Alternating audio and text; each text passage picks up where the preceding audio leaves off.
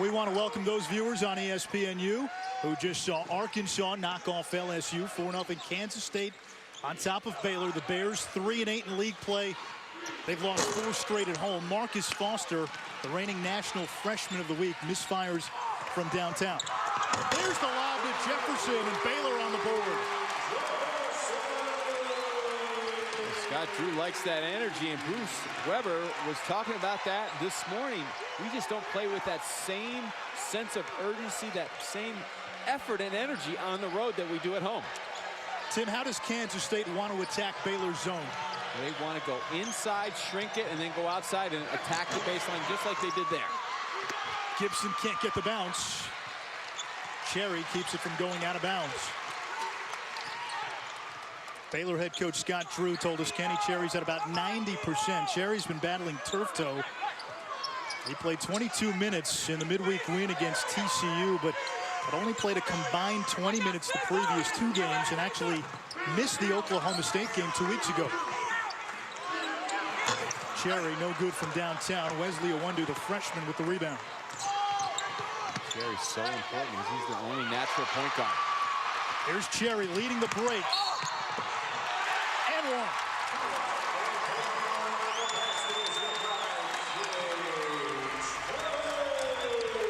A good sign for Baylor. Kenny Cherry looks to be okay. Tied at 4 at the under-16. 4-4 early on Kansas State and Baylor. The Bears trying to snap a 4-game home losing streak. Baylor just 3-8 in league play entering this one. Anish Shroff alongside former Providence head coach Tim Welsh. Kansas State comes into this game having beaten Kansas and Texas, the top 2 teams in the Big 12. For Baylor at 3-8 in league play, the time is now.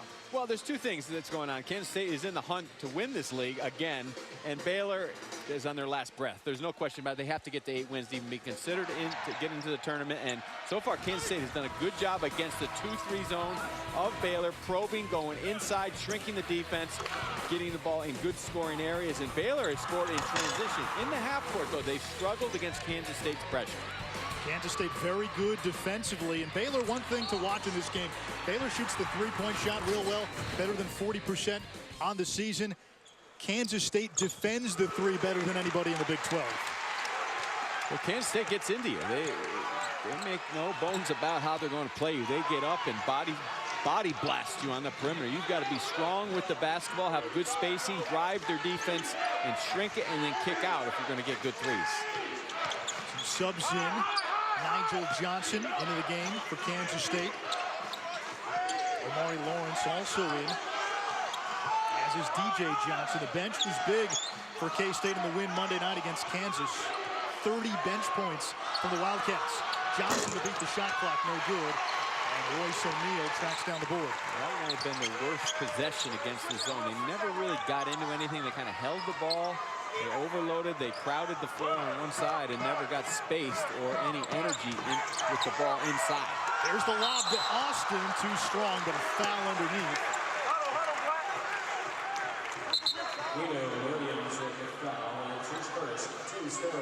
Bruce Weber, the reigning Big 12 Coach of the Year. He's now won that honor in 3 different conferences. Also did it in the Missouri Valley and the Big 10 with Illinois. I think Bruce has found a home in Manhattan where he's appreciated, and finally people understand this guy is a heck of a great coach, and this guy has been nothing but brilliant here at Baylor, Scott Drew. He has put this program, quite frankly, on the map. Austin gets 1 out of 2. Free throw woes have been a big part of Baylor's struggles in conference play. Able to get away with it in non-conference, where the Bears went 12-1 as Johnson turns it over. But in conference play, it's cost him a few times. Well, I think Scott Drew understands. You know, Nigel Johnson is a solid point guard, but Javon Thomas has not played as of late. We'll see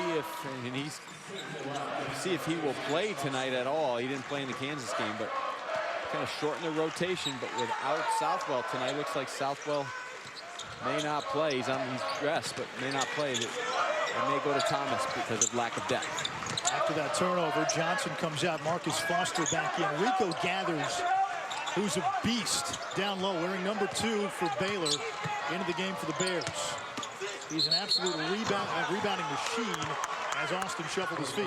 It's going to be difficult for Isaiah Austin to make that move against a set defense. He's 2-3 dribbles from the wing. He's got to have a little bit more space, but really Baylor wants to go inside tonight. They want to attack Kansas State.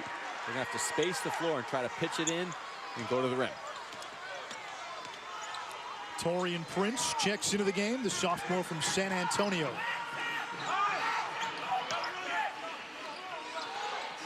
Kansas State has missed its last 5 from the field.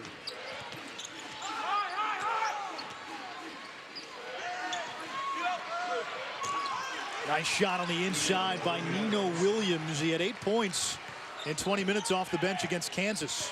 Good execution by Kansas State again. They set that little inside screen, pinning down the middle of Baylor's zone for that easy bucket. Real good sets. 3 not there for Heslip. He's the Big 12's top 3-point shooter.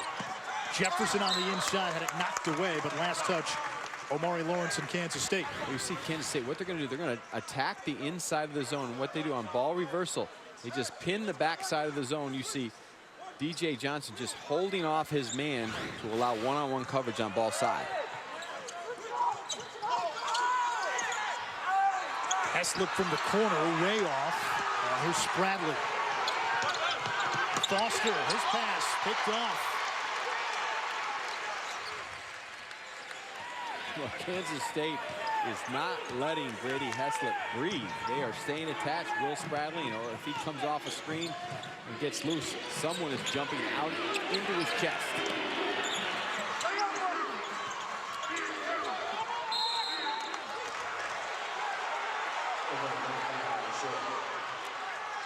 Prince turns it over, so Kansas State gets it back.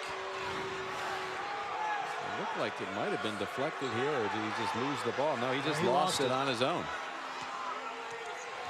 Again, that's Kansas State's MO. They're going to get up in your chest, make you make a play off the bounce.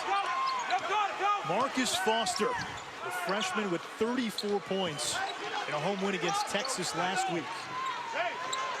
Spradling lines up the 3, in and out. And the rebound by Rico Gathers. Gathers better than 7.5 rebounds per game. He does that in less than 20 minutes per game. Cherry all the way to the basket, trying to use the window. Tap comes to Foster. K-State with numbers. Lawrence leading the break. And one as he's fouled by Prince. Kansas State has mixed and matched their game, but best way to score against the zone is get down the floor and beat the zone before it gets set. And terrific play here by Omari Lawrence, just to finish toughness at the rack. Lawrence came to Kansas State by way of St. John's, where he started his collegiate career.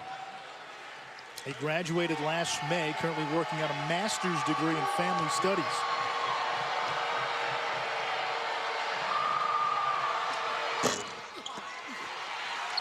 And Lawrence, just a 61% free throw shooter, misses.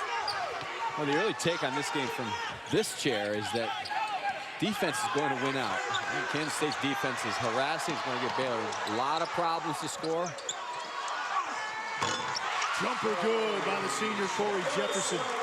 And Kansas State has not faced a lot of zone this year. Only TCU basically plays zone, all zone in this conference. So right now they're just trying to get a feel of how to attack and where they feel comfortable, where they're going to get their shots. Javon Thomas, who did not play against Kansas, into the game for K-State. Offensive rebound, DJ Johnson down low, and a foul against Baylor and Corey Jefferson.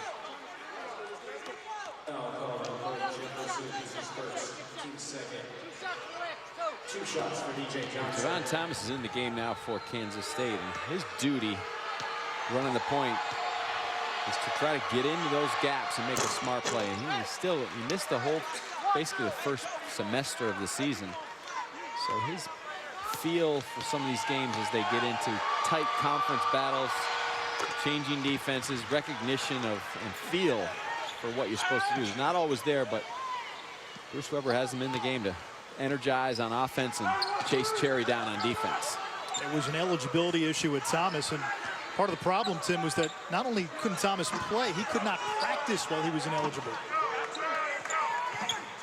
There's Gary Franklin, kicks to O'Neal. Entry pass out of bounds to Kansas State.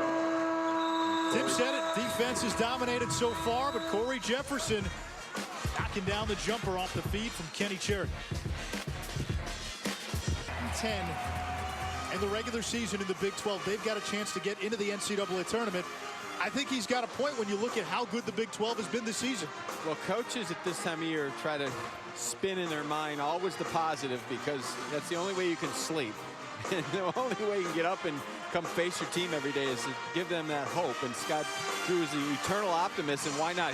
This team has played well. They've shown that they can play with anybody. It's just this league is very unforgiving. But he pointed to Illinois a year ago. It was 8-10 in the Big Ten and got in as well. But they've got to go do it now. They've got to go do it. They have to play better, more consistently. And having Cherry back at full strength or almost full strength is so important, because that makes everybody better. He's their only natural point guard. Yeah, only point guard on the roster. And for Baylor last year, it was a reversal. They started 5-1 in Big 12 play before stumbling to a 9-9 finish in conference. Baylor ends up going to the NIT, ends up winning the NIT. Hey, that's great, first postseason title, but no team wants to defend its NIT championship. No, and as an old wise coach once whispered to me, it's how you finish. Keep them happy at the end, because they never remember the beginning. So the middle has been disastrous for Baylor, but they still have a chance, and tonight they're playing with a lot of energy. Javon Thomas is fouled, and he will shoot 2. Free throws have been tough for Thomas on the season. 10 for 32. That is 31%. Foul is on Gary Franklin, his first, team's third. That's kind of an unnecessary foul. Thomas has knocked that shot down very often. Even from the floor, he's only 26% on the season. But that quickness sometimes, just get that blow-by ability. You just got to play the angles and back up. Thomas didn't play against Kansas on Monday. Last Saturday against Texas, only played 3 minutes. They see him as the point guard of the future.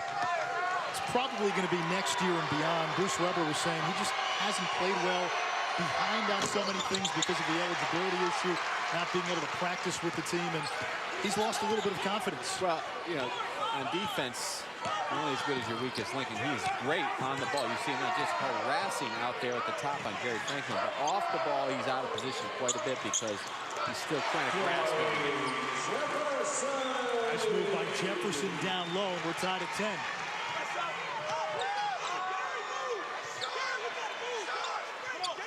Foster thought about it, but Franklin closed quick. Off the screen from Gipson. Foster fires, no good. O'Neal the rebound. O'Neal had Jefferson in the post. Franklin leaves for Austin. He lost it. Foster bumped, no foul.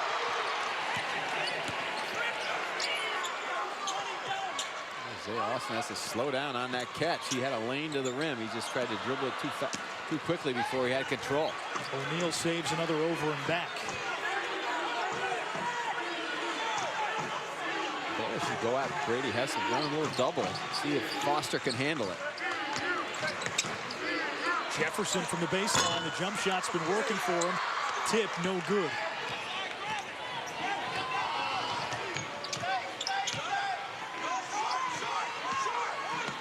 Thomas baseline, leaves it for Johnson. Nice feed that time by the freshman Javon Thomas. Sometimes when you're on the road, you need to change things up, and Javon Thomas giving Bruce Weber a lot of energy here in the first half off the bench. Will Spradlin getting ready to check in for Kansas State.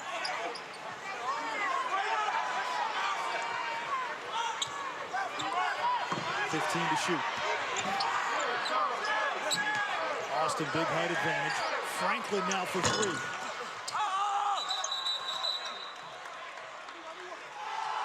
It will be Kansas State ball. Last touch, Baylor.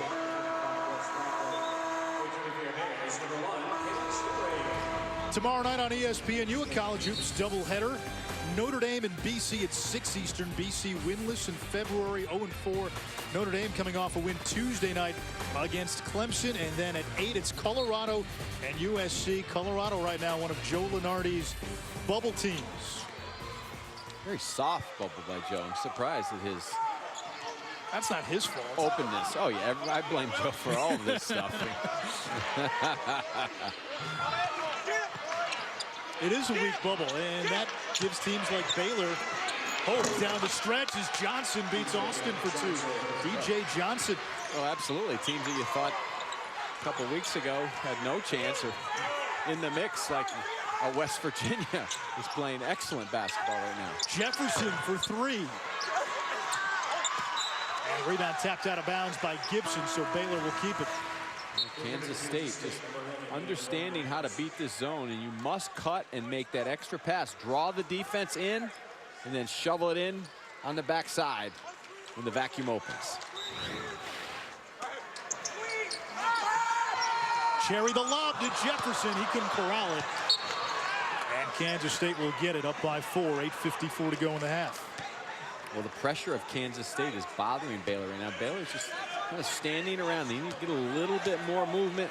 And Cherry's got to try to create off the bounce. That's been their problem when they don't score. They don't have a lot of creativity in the lane to draw the defense and create open opportunities. There's the sleeveless Will Spradlin. Much better player since he had to lose the T-shirt. And a traveling violation down low, so another turnover. Sloppy first half so far, Tim. Well, it's really what we thought. We watched the first 2 or 3 minutes. It's both teams playing their style, and it's a defense-oriented style. K-State up in your chest, physical, and Baylor playing that defense that you don't see, and Kansas State kind of looking at it and struggling to get good movement and get opportunity against it. O'Neal's got to go a timeout with the full court pressure from Kansas State. And Scott Drew will talk it over with his team. Early on, Baylor 4 of 14 from the field, 0 for 6 from downtown. The Bears, the top 3-point shooting team in the Big 12. Tim, what's in today's Welsh Watch? Well, it's about Baylor and their sense of urgency. It's really a do-or-die game. It's a play-out game for them unless they can run the table. But if they don't win tonight, they're not running the table because they've got to just start playing better. They've lost 4 in a row on this court. Why aren't they playing better at home? They've got to come out more focused on the offensive end of the floor and get going defensively and create some opportunities in transition. You look at Baylor's resume, EPI 57, RPI 53. Those numbers have to be better to have a chance to get into the field of 68. Schedule strength helps. They do have some good non-conference wins, Colorado and Kentucky. They won at Oklahoma State, although that win may not look so good come Selection Sunday. And that loss to Texas Tech actually looks better now than it did when it happened.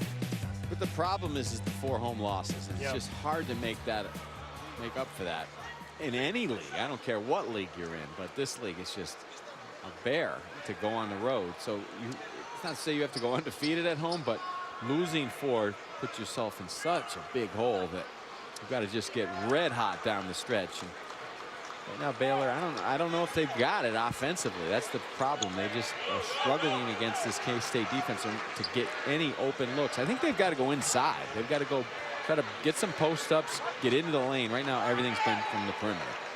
It looked like Kenny Cherry had a cut. He gets taped up. K-State sticking with the press.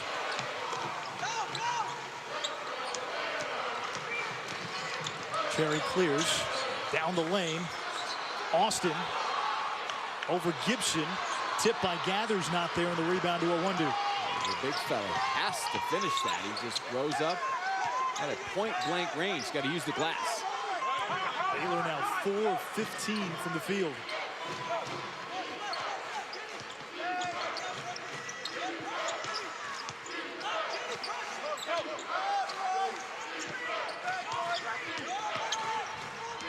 Here's Foster. And that's good. Nino Williams from the baseline. That was created by Marcus Foster. A point guard like skill and mentality driving in. I thought he was just going to take it to the rack, but made the extra pass. And Williams' sense of direction and feel to step out to the baseline. K-State on an 8-2 run. Austin can't get the bounce.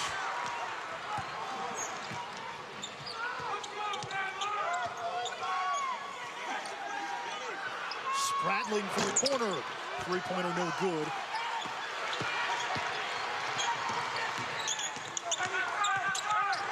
Cherry pulls up. Back iron.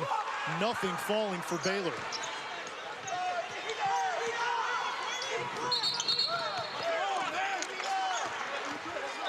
And Foster called for Palmer. Kansas State just 1-4 on the road. Up by 6. In the second half. All right, thank you, Matt. With Tim Welsh and East Rock. Tim, you coached for Jim Boeheim. Syracuse 11-0 in the ACC. They play at Duke next Saturday. Is that when the undefeated season ends?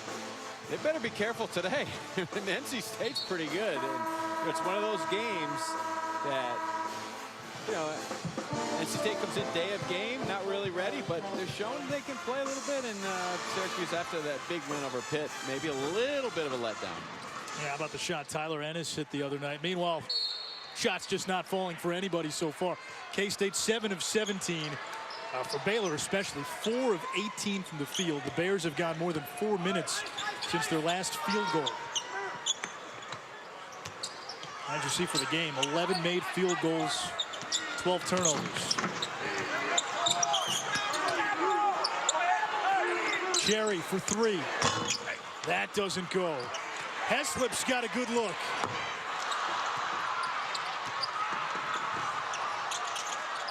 O'Neal able to save it.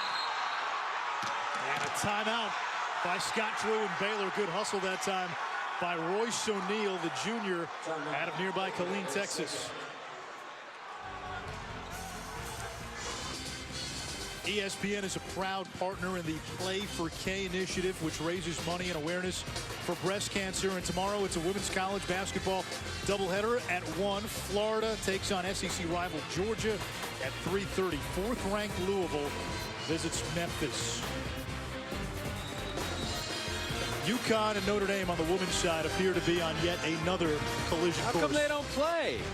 They were in the same league for 100 years. Now they don't play. I got to get those two coaches together for coffee. Come on, we want to see that game. UConn 25-0, Notre Dame 24-0. We put that on the network, wouldn't we? UConn, Notre Dame, think women? so, yeah. I'd tune in. Tell you what, Baylor's got a pretty good women's team. Odyssey Sims. UConn was here earlier this year. They made the trip to Waco. So, you know, I put his star players out with mono. Kalina Mosqueda Davis? Lewis, yes. Lewis. Yes, she's out with mono. All right, we'll get back to our game now. We got some action here on the offensive end of the floor and not turnovers on every possession. Let's go. 16-13 after the 3 from O'Neal. DJ Johnson's been the go-to guy for Kansas State. There we go. We got some offense now. We got dribbling into the gap, sealing off, some threes, a little more energy in the building, a little more confidence offensively. Last year, Austin takes that 3. I'll put it on the floor, working on Williams, and Austin gets the 2. Well, Isaiah Austin's made a few good moves. He just hasn't had the benefit of the roll, and that was a pretty strong move into the lane after some space was created from the wing. Still no Shane Southwell for Kansas State. He did not start. As Foster rattles it home.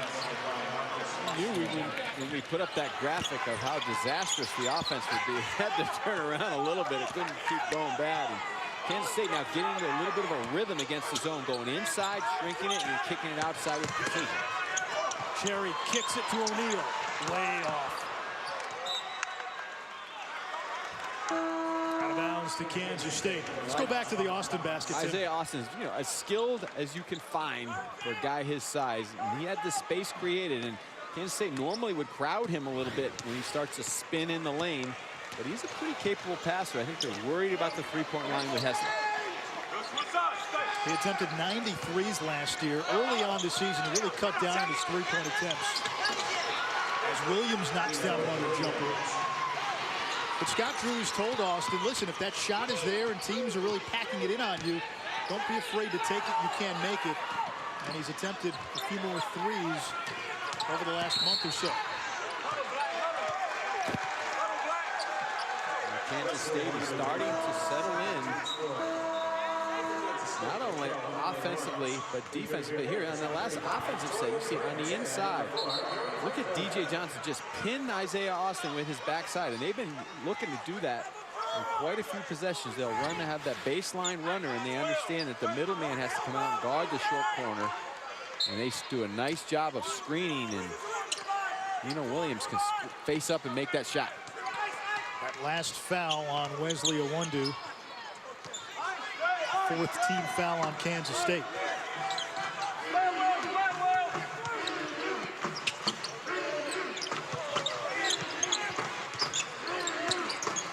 Cherry to Austin over Johnson. It comes to Franklin. Didn't hit the rim. Shot clock still going. And Austin fouled on the floor. Isaiah Austin showing some aggressiveness, even though all the shots aren't falling. Baylor looking to claw back. Indoor as members of the ACC, plus a Syracuse update as well, guys. All right, thank you, Matt. DJ Johnson scored 9 points against Kansas, all in the final 6:13 of regulation and overtime. He's picking up where he left off. 3 of 3, 8 points early on. Well, you know what he's doing a good job of? He's moving into the open vacuum as the ball moves both on the perimeter with the pass and on the dribble into the gaps. And he's such a physical presence. He's making himself very available in a big target. He's using his backside to carve out space, and very good finisher at the rim as well. They have to pay attention to him in the backside of the zone. No one's putting the body on him. Shane Southwell didn't start for Kansas State. We don't know if he's going to play. He rolled his ankle Monday against Kansas, and if Southwell can't go, Johnson's role becomes that much more important. He is really the only reserve big man for Bruce Weber. He is, and very impressed the way Kansas State has been patient and probed this defense, the 2-3 zone, the 3-2 matchup, whatever you want to call it, kind of changes possession to possession. Cherry buries the 3, and Kenny Cherry looks like pre-turf toe Kenny Cherry. Well, they need a little confidence. They need something to get going here. They've missed a ton of easy shots, and nothing's been going down from the perimeter. There's Nino Williams. Prince the rebound. Javon Thomas back into the game. Ish Wainwright, no good. Offensive rebound. Jefferson, he had it knocked away by Johnson, and Jefferson still able to retrieve. Boy, Jefferson was pretty fortunate there. He's got to put his big mitts on and control that rebound. Prince falling away. And it's over the back. Not a good shot by Tony Prince. Just a fadeaway on the baseline on a new clock. And attack. They've got to go inside. They've got to get Corey Jefferson involved where he can make some things happen at the rim. That's the second foul on Jefferson, and with 2:57 to go in the first half, he will remain in the game. Jefferson, Prince, Franklin, Ish Wainwright, and Kenny Cherry. The 5 on the floor for Scott Drew's Bears.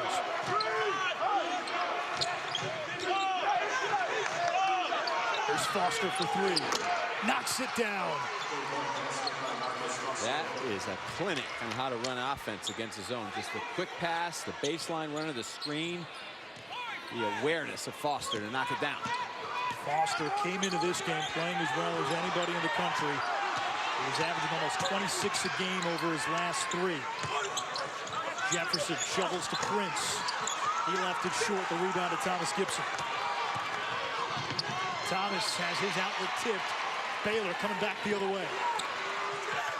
Franklin to Prince for the easy 2 in transition. Well, that was was a bad play by Javon Thomas. He just tried to throw the ball up the court. There was no one to pitch it to who had any availability. He's got to have some patience if nothing's there in transition.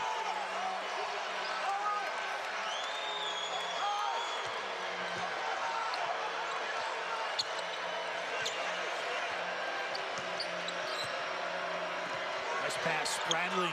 Nino Williams from the baseline. You see how valuable Will Spradling is, just understanding how to reverse the floor off the bounce and then head up, finding the cutter in the back of the zone. 8 points now for Williams. Prince from the corner. Thomas pulls up.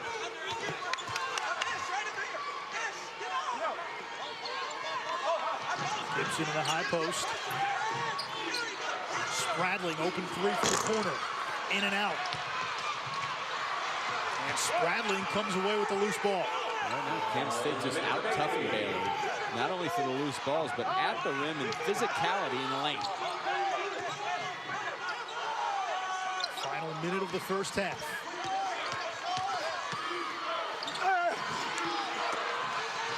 Second effort by Gipson is there. And Kansas State has a 10-point lead. Point taken, Anish. Toughness. Out-toughing Baylor right now in the lane. Right now, Baylor backing down, Kansas State thrusting ahead. Largest lead of the game for the Wildcats.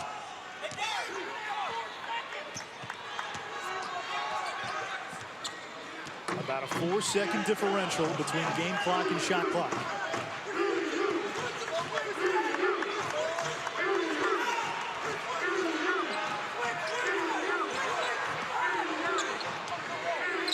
Cherry.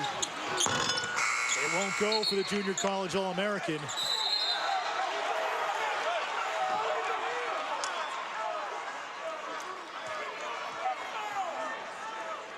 Everybody stopped playing in each because the shot clock buzzer went off, but the ball hit the rim. The ball hit the rim.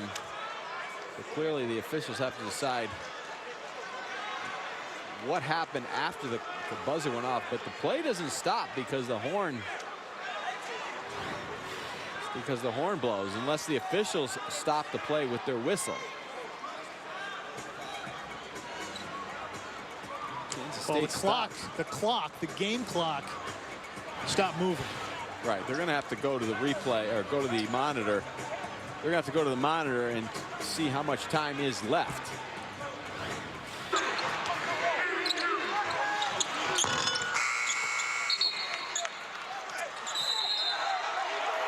Right there, 3.7 seconds. The game clock stopped. Although I think I heard another whistle before the foul whistle.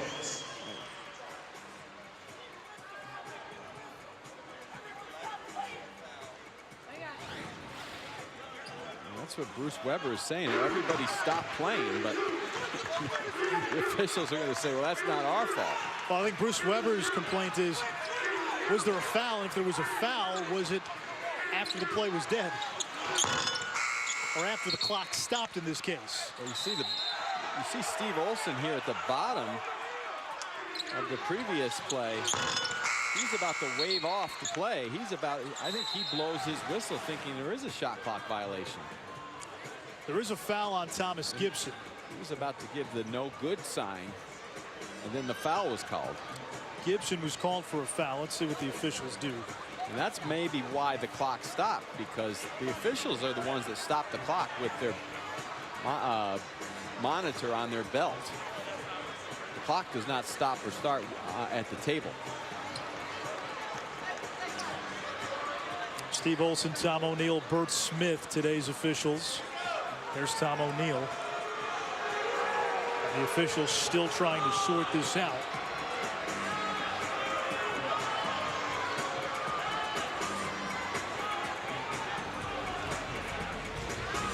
Well, we have a moment. Now, let's remind you, ESPN's journey to the tourney continues tonight. SEC Clash. Florida undefeated in conference play, 11-0, winners of 16 straight overall, taking on Kentucky. John Calipari said this game will tell us where we are. Really a litmus test, measuring stick game for both Florida and Kentucky. So I guess the foul stands on Gipson, and Jefferson will go to the line.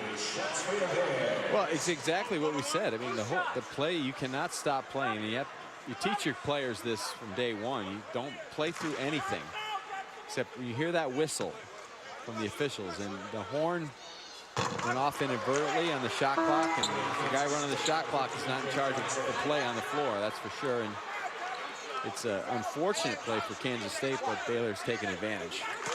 Two-shot foul. Jefferson misses the first. Baylor just 2 of 6 as a team from the free throw line. They've struggled in that department all season. Because a lot of times the shot clock buzzer will go off simultaneously as the ball hits the rim. So you have to play through that always. 3.7 seconds to go. Here's Thomas. Would have counted if it went no good, and we go to the locker room. Kansas State with a 12-4 run to close the first half. The Wildcats up by 9. Now to the studio and Matt Schick. Thank you, Anise. Kansas State looking for their 3rd straight win, well on their way. 9-point. Back here at the Ferrell Center in Waco, Kansas State looking for just its 2nd true road win of the season. The Wildcats up by 9 on Baylor after 20 minutes of play. Great defense in the first half for Kansas State. Baylor really struggling to shoot the ball. Anish Shroff alongside Tim Welsh. Kansas State coming off wins against Kansas and Texas, getting production from 2 unlikely sources in the first half. Nino Williams and DJ Johnson have combined for 16 points. Well, they've done a nice job against Baylor's zone. They've probed it. They've been patient. They've gone inside. But really, the story is their defense. I mean, they've just come out and punched Baylor right in the stomach, and Baylor has not answered nor responded. Inside, they missed a lot of easy baskets in traffic because they haven't been physical and strong to the rim. And look at Brady Heslip has not got any open looks. Yeah, Heslip without a field goal in the first half. And here's the 2 guys, Johnson and Williams, normally reserves, playing major minutes, major roles in the first half. Shane Southwell, a non-factor, so Nino Williams actually got the start, and those 2 have really come through. Well, Nino Williams done a nice job running the baseline, good, capable passer, and Kansas State's scheme against his zone, they've mixed and matched. They've gone inside, they've screened the inside of the zone. They've had a baseline runner where they've got some open looks on the perimeter. They've got some stuff in transition, but they're becoming a complete team. I think a lot of confidence coming off those last 2 wins, and they showed up tonight on the road. They haven't shown up much at all this season, and tonight they've played hard for the first 20 minutes. Big 20 minutes coming up for Baylor. The Bears are 3-8 in league play. They need a win, and they need wins plural down the stretch if they're going to make a run at the field of 68.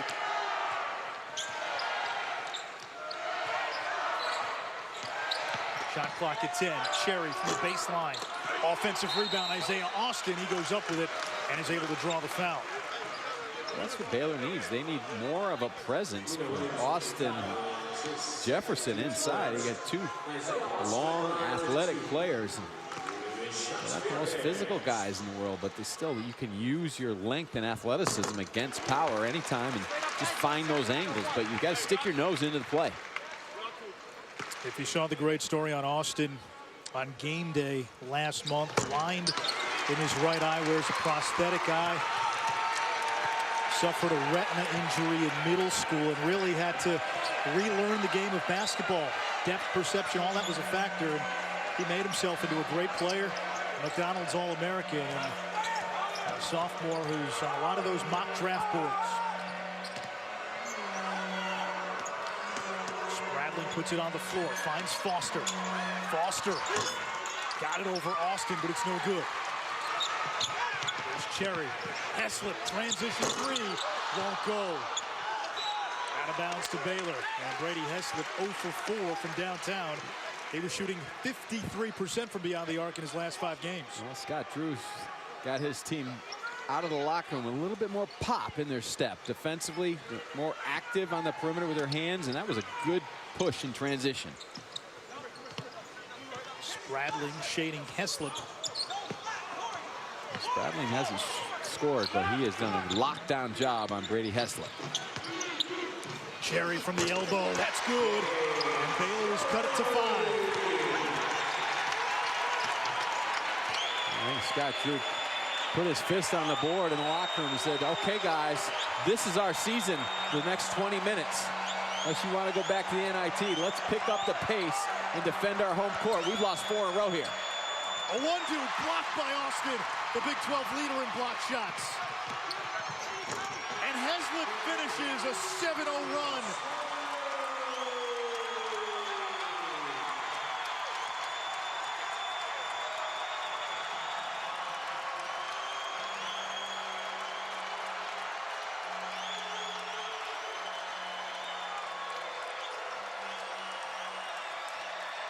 A 1-2 lost it.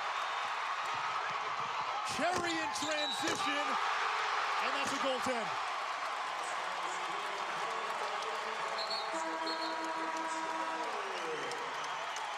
Well, Anish, in a defensive battle, it doesn't take much to get yourself back into a game, and Baylor came out of the locker room with a pop in their step, and it started with their defense.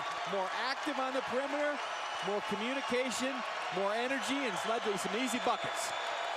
Baylor has scored 8 straight to open the second half, 9 straight going back to the first half. Kansas State led 30-20. That was the biggest lead of the game. And Heslip got his hands on that one. Kansas State will keep it with 17:29 to go. Active hands, though, on defense here by Baylor to start the second half. Man, Kansas State looks a little sluggish offensively, not cutting as hard or probing the defense as they were in the first half. Spradling gets it in, but Bruce Weber called a timeout.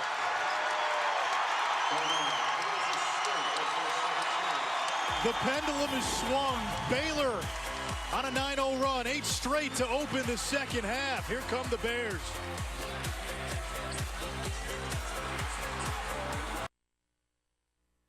These wicked games that we play. These wicked games that we play. These wicked games that we play. These wicked games that we play. From Ursa Minor to Ursa Major, the Baylor Bears have come out in the second half like they missed dinner. An 8-0 run out of the gates. Well, finally a little life in the building, and life has been created by the energy on the defensive end of the floor, starting with Kenny Cherry, putting some good ball pressure on him, and on the backside, Isaiah Austin playing like a 7-1 big man with length. Spradling drives. Count the basket and the foul. A much-needed counterpunch by Kansas State. The drive into the gap, and this is what Kansas State was doing in the first half, and just Kenny Cherry with the slap. Got to slide his feet. Spradling completes the three-point play, and he pushes the K-State lead back up to 4. Cherry gets by Foster. Gipson the block. Good help side defense. Cherry's got to read the defense to understand the backside help's coming. Be ready to dish.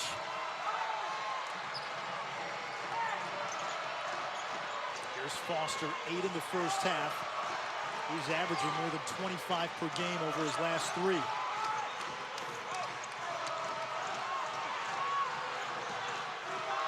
Hook shot won't go. Here's Cherry.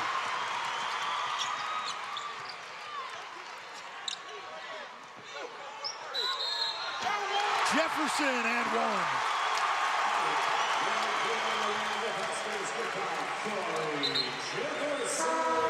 Well, this is what we thought Baylor should have been doing a little bit more of in the first half, and it's part his teammates' fault, part his fault that he's not presenting himself down low. And that time, good push up the sideline, and Jefferson presented himself, carved out space, and finished. And that foul on Thomas Gipson, so that's 3 for the junior from Cedar Hill, Texas. Now, Jefferson and Austin are thin big men, as we see. So they're not going to just run half-court sets and just pound the ball inside to them. But if they catch it on the move, they're hard to guard because of their length and their ability to finish at the iron. It's a 1-point game. Here's DJ Johnson, blocked by Austin. K-State will keep it. Tim, Austin has really progressed from last year to this year in the shot blocking department. Well, he made up for that play just because of his ability to get up and stick his arm in the air. He got caught. He got buried down there, but he recovered quickly. Omari Lawrence into the game for Kansas State. Here's Nino Williams, gets it over Austin for 2. And Williams has 10. His career high is 17. The unsung sixth man getting his start today, but so important because active against his zone, knows how to move without the basketball. There's the lob. Jefferson has it denied. Good defense down low. And DJ Johnson is down at the other end of the basket. Foster's 3, no good. Play continues. Foster gets it over Austin for 2. Johnson giving the thumbs up sign to the rest of his teammates at Bruce Weber. Oh, a bad pass, a forced pass, an entry on one end, and then Baylor getting out-toughed again on the other.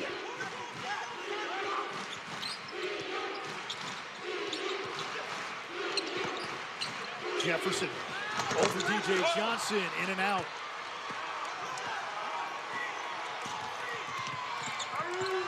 Spradling pulls up, short, gets his own miss. The Bears got to do a better job of setting their defense sooner. Spradling, that's way too easy to dribble right to the foul line, got an easy look.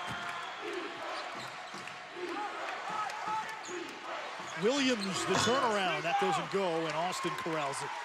The Bears got to try to solve that play because Nino Williams is flashing from the weak side. He's getting a little rub screen, and he's wide open every time in that mid-post area. Lawrence the steal, and then he got bumped by O'Neal. K-State up by 5, but Baylor's made a game out of this. Baylor came out feisty, but needs to get reorganized. Bad pass by Cherry. 12, it's like chutes and ladders. Teams rise, teams fall. And the way the schedule sets up, you're always playing somebody. So the opportunity is always there to rise and fall. Well, big one tonight, not only here, but West Virginia and Texas. The Huggy Bear settling in nicely in his second year in the Big 12. Not a factor a year ago, the travel stuff that went on, just adjusting to the new conference. But you have the man on the sidelines and you have State in the backcourt. Good things are going to happen. West Virginia's really good. Staten might be the conference player of the year right now. And Kansas State might have the freshman of the year in the league. Marcus Foster. Javon Thomas down low to DJ Johnson. Another block by Austin. 3.5. Spradling gets it over, gathers. It's tipped to Franklin.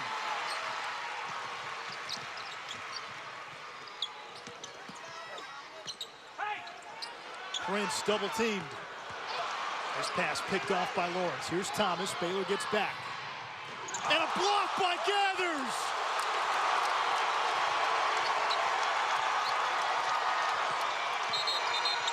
Prince traveled.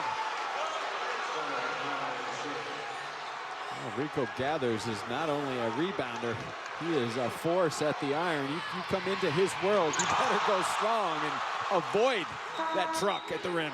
He's 6'8", 270, built like a defensive end. You look at him, and if you didn't know he was in a basketball uniform, you'd think he played for Art Briles. And that's all nice, but they come down the other end and get nothing again, because you see it when Kenny Cherry's out of the game, they really struggle to get organized and don't have a true point guard on the floor. Gathers this season has been one of the top reserves, if not the top reserve in the Big 12.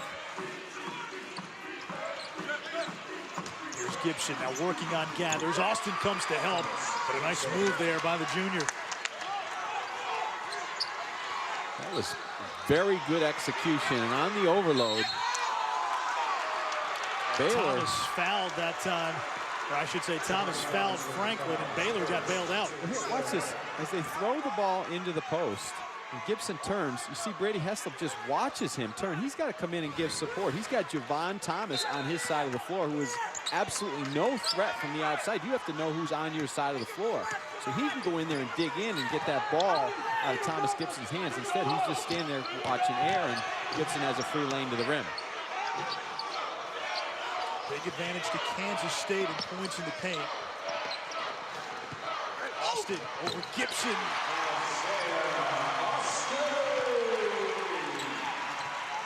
was a good play, and Baylor is going inside. They need to keep going inside. Von Thomas has given Bruce Weber quality minutes off the bench.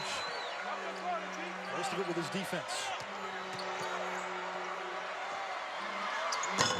Three not there for Lawrence. The putback by Gipson. It's just fundamental basketball on the backside. We talk about Rico Gathers. He just stood there and watched as Kansas State attacked the glass. And again, pressure from K-State. Tim, you said it earlier, Kenny Cherry really the only true point guard for Baylor. Franklin more of your combo guard. Heslip. That doesn't go. He's still without a three-pointer. And Prince there for the putback. Well, that was good offense, though, by Baylor. They ran that little staggered baseline screen, and Spradling got hung up even though he was trying to stay attached. And that was good look by Heslip. And Prince effort on the backside. Williams from the baseline. Tim, he's got a little bit of C.J. Fair in him, doesn't he? With his game, do you see it? He really does. I mean, he just slithers in and out, a bigger body, but under control and finds a way to knife on that baseline. Maybe a right-handed version. Kansas State up by 7, timeout Baylor. They've got 2 left with 11:31 to go in the half. Tomorrow night on ESPNU, we've got a college hoops doubleheader. Notre Dame taking on Boston College. Notre Dame beat Clemson Tuesday. Eric Atkins, 16 points, 6 assists in that game. And then Colorado taking on USC. One of those can't-lose games for a Colorado team trying to stay in the NCAA tournament picture. Currently, they're on the right side of Joe Lunardi's bubble. We talked about the soft bubble. It just gave me a little bit of a headache on the plane looking at all these teams, and a lot of mediocre teams on the bubble. But hey, who gets hot at the end will benefit. And the blocks of Baylor have been special in this half. And using their length on the inside of the zone and better rotations. But the last few possessions, the thing with Baylor is they're kind of falling asleep on the backside. And their offense has loosened up, and they're doing a better job of getting looks at the rim, cleaner looks at the rim, but now their defense has taken a couple steps back in the last couple minutes. And I think that's why Scott Drew called the timeout. That's been the question with Baylor this season. We know they have weapons offensively, but can they win games when the offense isn't firing? Today is one of those games, and it's a big test for this Bears team. And if they pass it, it's a lot of hope for Scott Drew moving forward. Foul on the floor with 11:20 to go. Kansas State up by 7. Critical game for both these teams.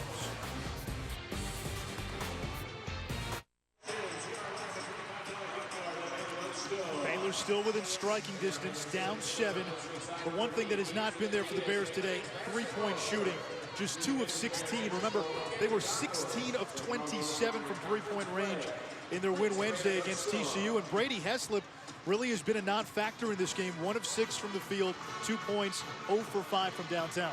Well, a little bit different cat, as we might say, when you're playing against a team that's not known for the defense in TCU, where we got one of the best tenacious defenses you'll find in the conference. You're playing today, and they've done a better job of running their offense at times. They've missed some open looks, but most of the shots have been under duress. Heslip, the leading three-point shooter in the Big 12. Kansas State, credit the Wildcats like you did, Tim. #1 in the conference in defending the three. Well, what they've done, too, is Will Spradling. They put tremendous pressure on the basketball, so it's hard just to enter the ball to begin with. But then Spradling is staying attached to Brady Heslip, meaning he's getting on his back, he's avoiding the screens going around the top and making him put the ball on the floor. Cherry the lob, and Jefferson can't finish. Scott Drew just puts his hands up in the air and slaps him down in his legs, saying, what do we need to do? It was an absolutely perfect set. Everything was great, except the ball didn't go in. There's Lawrence, guarded by Ish Wainwright. Lawrence from the elbow, rebounded by Jefferson. Baylor right now, Wainwright and Gathers on the floor. That's a linebacker and a defensive end. There's Wainwright, the freshman. His pass for Gathers. It was errant, but a foul on Lawrence.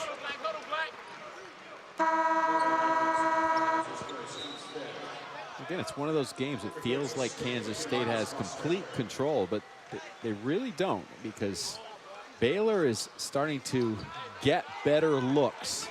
And I think Baylor's issue right now is if they can tighten up their defense, because Kansas State is getting pretty good looks down the other end against the zone. And a foul on the inbound pass to Gathers. DJ Johnson with the foul is his first. Well, that's advantage Baylor if the Zebras start tightening things up, because Kansas State wants to play that aggressive in your chest defense. You got to make them pay for it, and that's where Baylor has struggled, the free throw shooting. The free throw shooting, and also just toughness. Now, this possession here has resulted in 3 team fouls against Kansas State. Well, they seem to get a little tougher in that number 2. That's just kind of that number doesn't look right on Rico Gathers. He should be like 87 or something. 74 or 93. Exactly. Free throw good by Jefferson. He puts Ish Wainwright in there as well next to him, and got some solid bodies up front, and they like to throw their bodies around, and they become more of a physical presence in the lane. Gathers goes 6'8", 270. Wainwright 6'5", 245. There he is with the wide shoulders, number 24.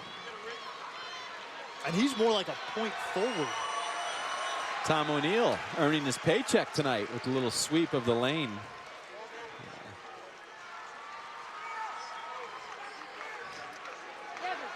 Baylor as a team, 66% from the free throw line on the season. And they had that 5-game losing streak in conference play earlier. They were below 60% during that stretch. Let's watch Baylor's defense. Are they going to be physical, or are they going to be active? Because Kansas State's going, you know what they're going to do. They're going to be patient. They're going to look to go inside, try to screen the middle of the zone, get something in the lane. If they pinch in, they'll pitch it back out.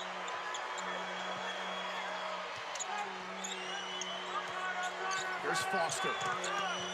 Bounce pass down low. Williams there for the finish, plus the foul.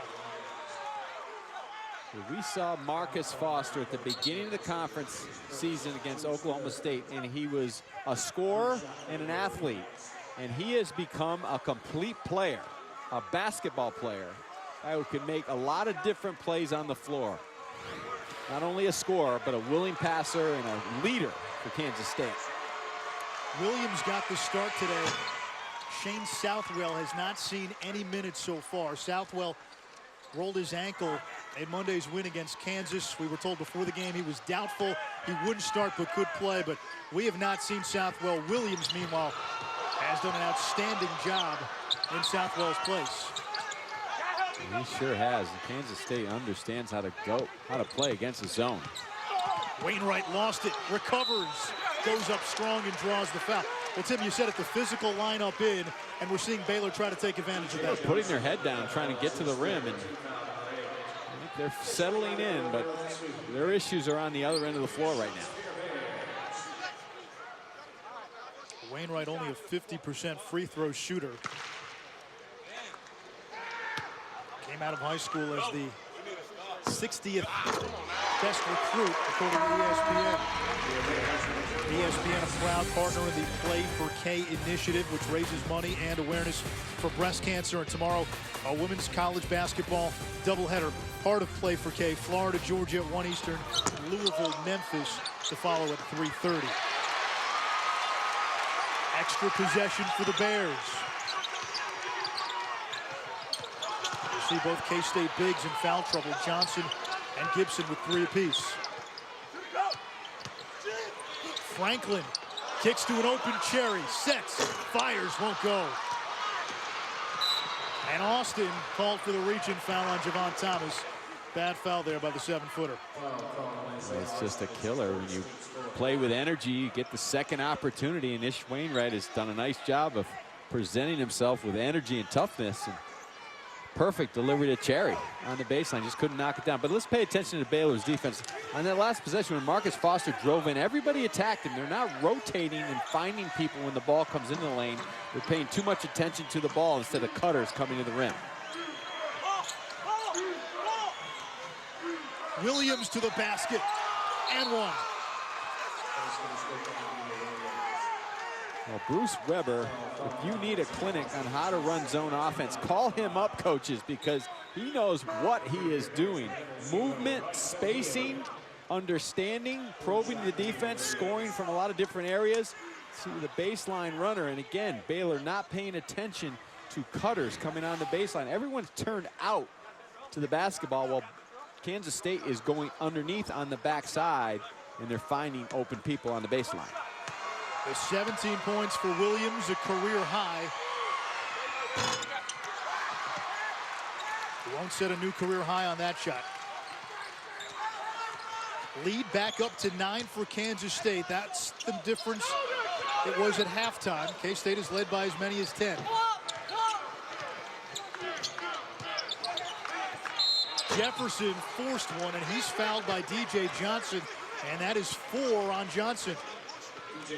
The biggest misconception in basketball, one of the biggest, is that you have to have a three-point shooting team to beat a zone. And tonight, it's right in front of your face that you're seeing you don't have to do that. You have to have good passers, guys that understand concepts and a scheme to attack.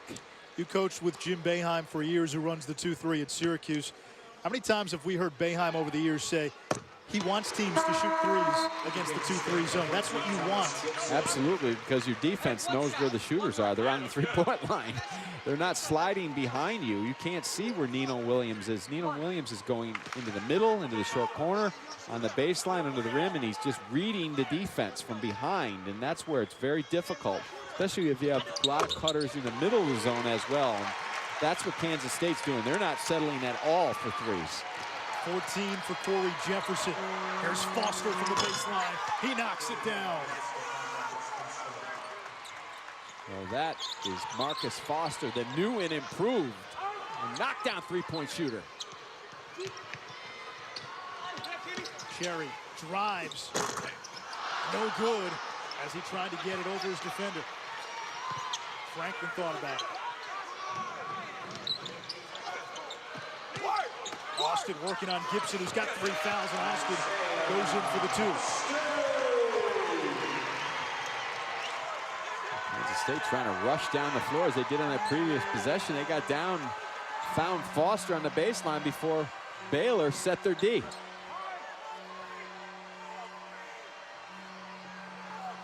Williams, Thomas, Foster, Spradling, and Gipson, the 5 for Kansas State.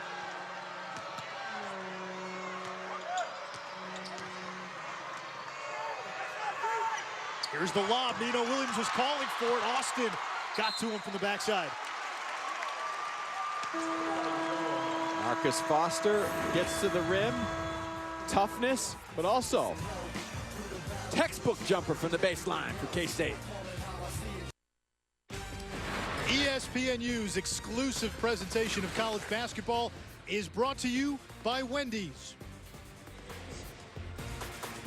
There you see construction on Baylor's brand new football stadium.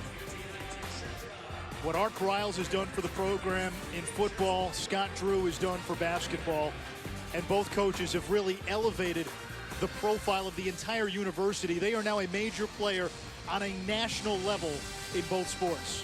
There's no question about it, and Baylor athletics as a whole has just jumped up on the national scene over the last 5 to 8 years, and facilities, and a nice practice facility here for basketball, and the beautiful football stadium right on the river at the edge of campus. Scott Drew has taken Baylor to a couple of Elite Eights.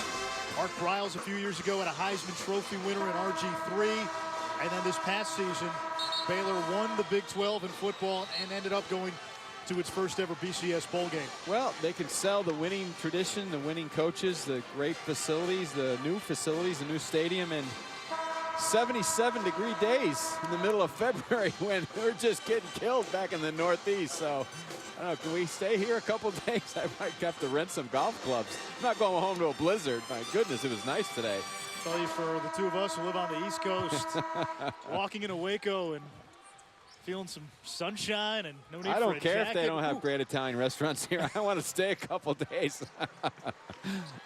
On the way to the arena, I saw a man riding a horse. I've been told that is normal in the state of Texas. He was just going with traffic on a horse.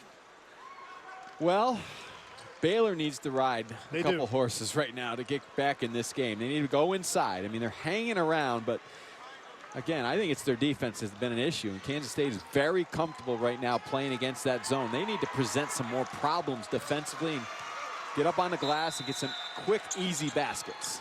We've seen this K-State press be effective and bother the Baylor offense tonight. No Brady Heslip in the game for the Bears. He's been a non-factor today. Only one field goal, 0 for 5 from downtown, just 2 points.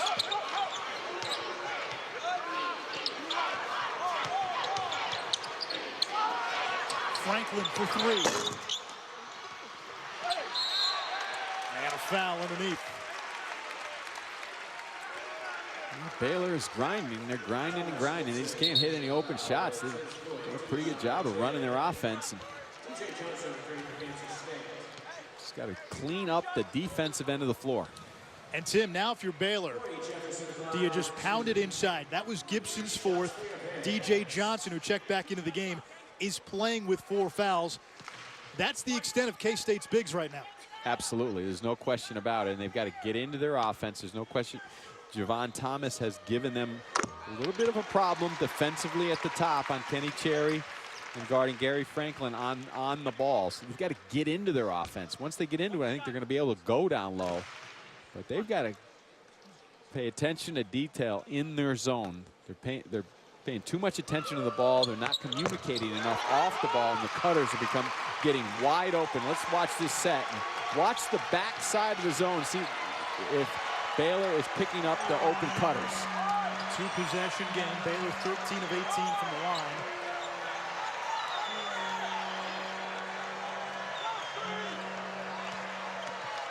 Thomas has 5 assists in the game. Kansas State has assisted on 19 of its 22 field goals. Shot clock running down. Down to 5. Foster. And it's pulled down by O'Neal. That was a good set defensively for Baylor. A lot of communication, a lot of heads on a swivel, looking for cutters. Solid contested rebound. The three-point shot has not been there for Baylor, just 2 of 18. Kansas State tops in the conference in three-point field goal defense. Austin, big size advantage on Williams. And he takes advantage of it. Well, Coach Anish, you called it. Go inside. And Coach Drew understands it as well. We've got an advantage. We're going to take advantage. Off the turnover, here comes Cherry. All the way for 2, and Baylor within 2.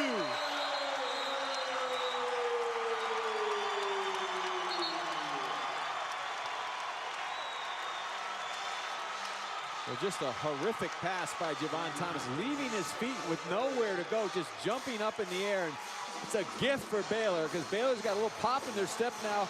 In that previous possession defensively did a good job. And when you give them a gift when they're trying to crawl back in the game, Bruce Weber understands I need a timeout and maybe a change at point guard. A 2-point game. It is an 8-0 run for Baylor. Let's check in with Matt Schick in the studio. All right, thanks, guys. Good one coming up in the Missouri Valley Conference. There's Jamar Gully, top 10 in scoring in the MVC. He and Missouri State taking on Northern Iowa, about 17 minutes away from tip there here on the U, guys. All right, thank you, Matt. 2-point game. K-State leading Baylor 51-49. In this game, Baylor, it's been like the story in Greek mythology, Tantalus reaching for the grapes. They get close, and then the water level rises, and they can't quite get the grapes. Well, you're spewing your private school stuff on me, Mr. Syracuse. I'm a State University guy. All I know is that they're communicating in the zone now, and they're playing a little fire and energy. Baylor, a little more confidence. Baylor extending that zone.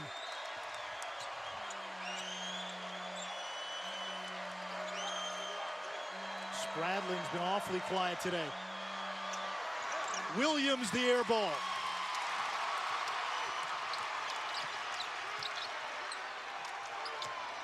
O'Neal was open. Now he drives. Franklin retrieves.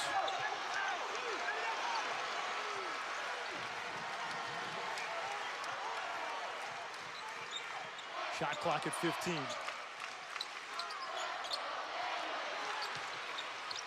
Austin's pass. Lawrence got his hand on it. Shot clock at 6. Here's Cherry for the tie.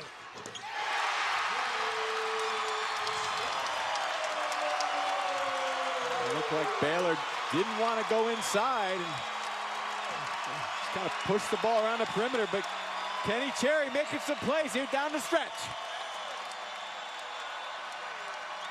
51-51.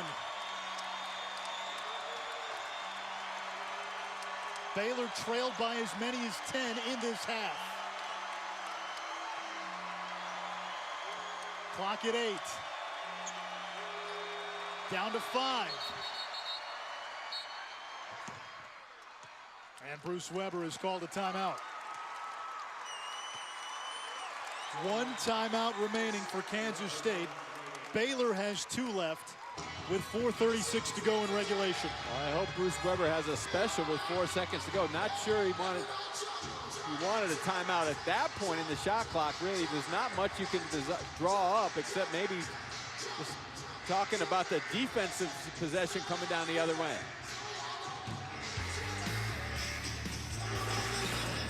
Well, Baylor has come back, Tim. Well, they've come back, Anish, by going inside, taking advantage.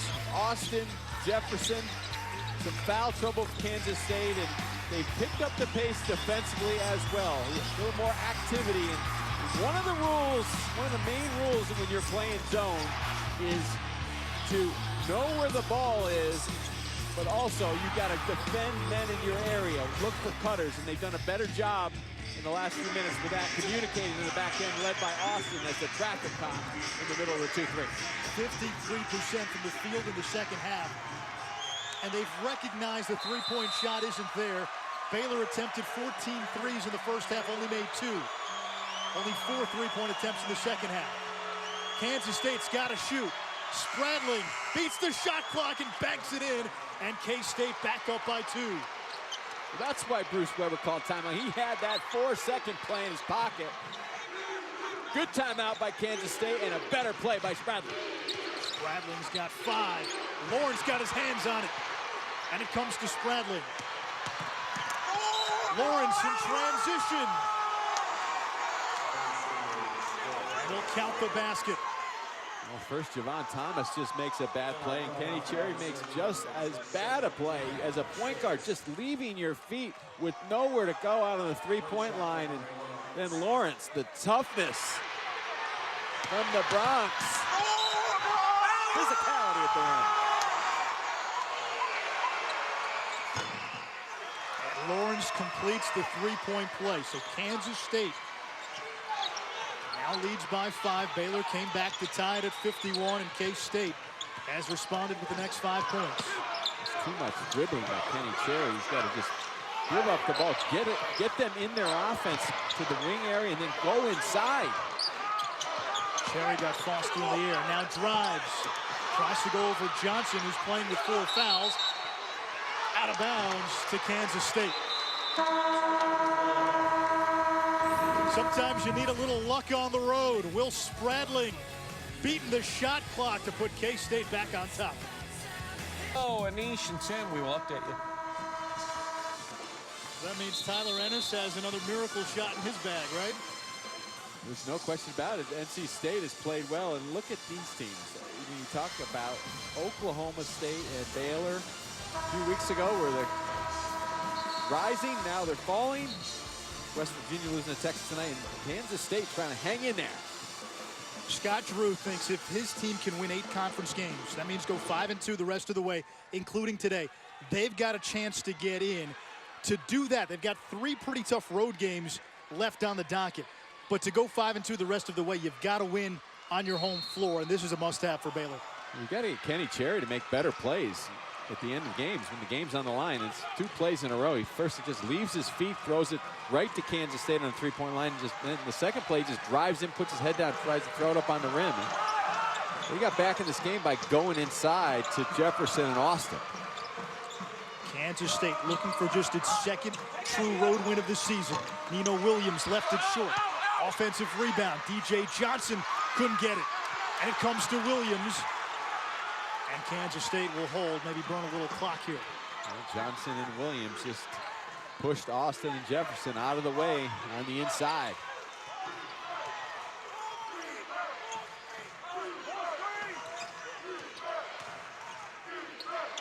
Here's Marcus Foster, reigning National Freshman of the Week, maybe the Freshman of the Year in the Big 12.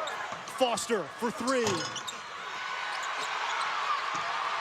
Cherry and Williams fighting for the rebound. Last touch, Nino Williams. Baylor gets it back. Down 5, less than 3 to play. Kenny Cherry stuck his nose into traffic, and that's exactly what Baylor needs. They've been losing the toughness battle pretty much all night long, but Kenny Cherry, the point guard, said, I'm going to put my nose in this play and get us back. Now they need to get organized and try to go inside.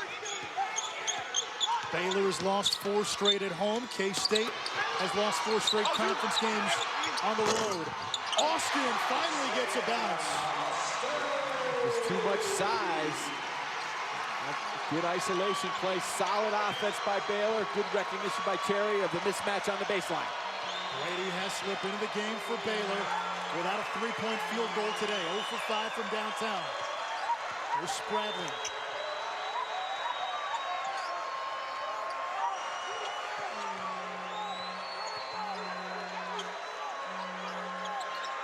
Shot clock under 10. Screen from Williams.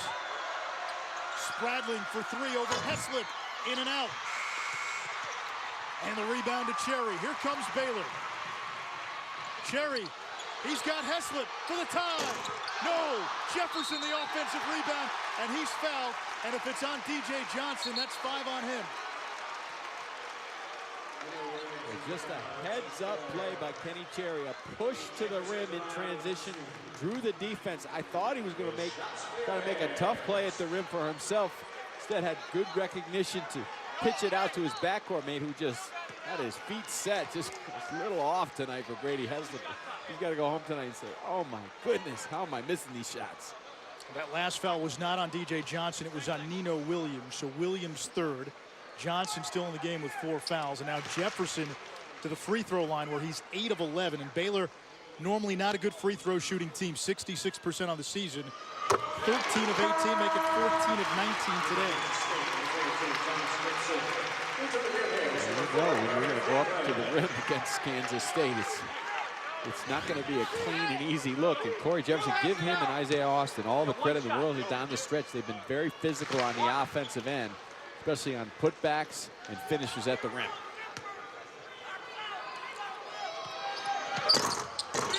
Jefferson gets 1 out of 2. A 2-point game as we come up on 90 seconds to play.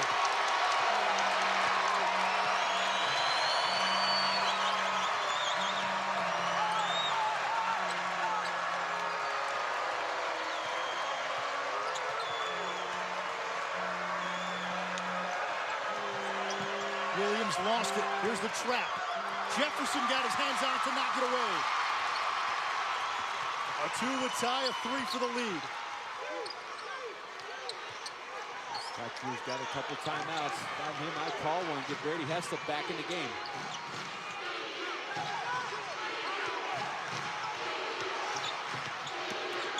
Cherry lost it.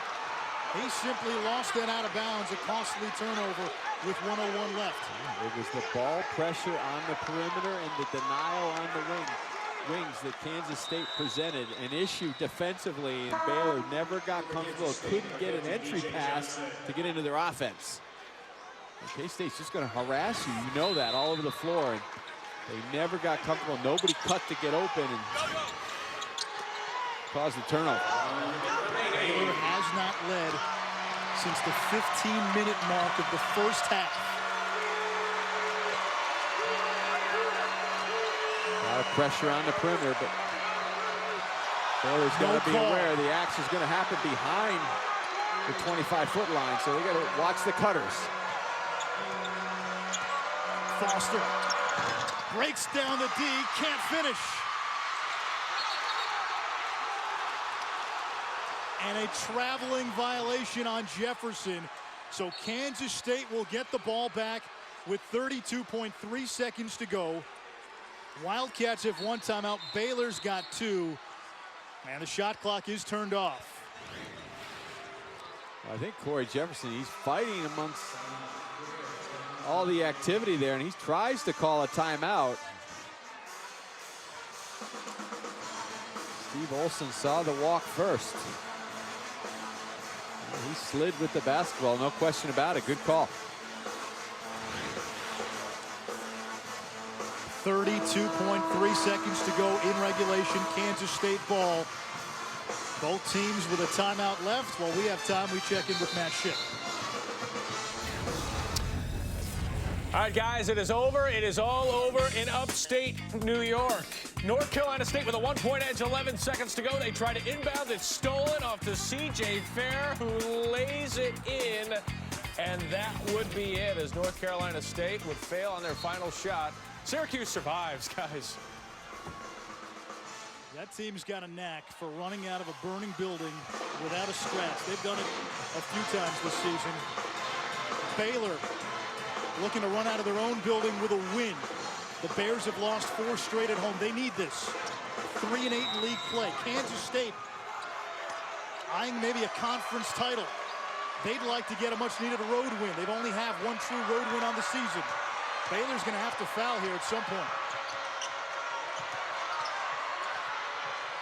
And Foster finally fouled by O'Neal. Scott Drew called the timeout to set up his defense. Tried to trap and get a steal for a few counts, but now they put Foster on the line. Kansas State only in the single bonus. That was just the 7th team foul on Baylor. So this will be a 1-and-1 for Marcus Foster. He's a 70% free throw shooter. K-State, not a great free throw shooting team by any stretch of the imagination. 65% on the season. And Foster hits the front end. Marcus Foster, something tells me over his career, his numbers will go up measurably in the last few minutes. K-State only has 3 players on the roster better than 70% from the free throw line, and Foster gets 1 out of 2. Baylor can tie with a 3, a 2 to extend the game. Cherry, the floater, not there. Gipson taps it. Cherry saves it. Franklin launches a 3. No good. Jefferson, the offensive rebound. It's not there. Austin to Heslip for the tie. It's good!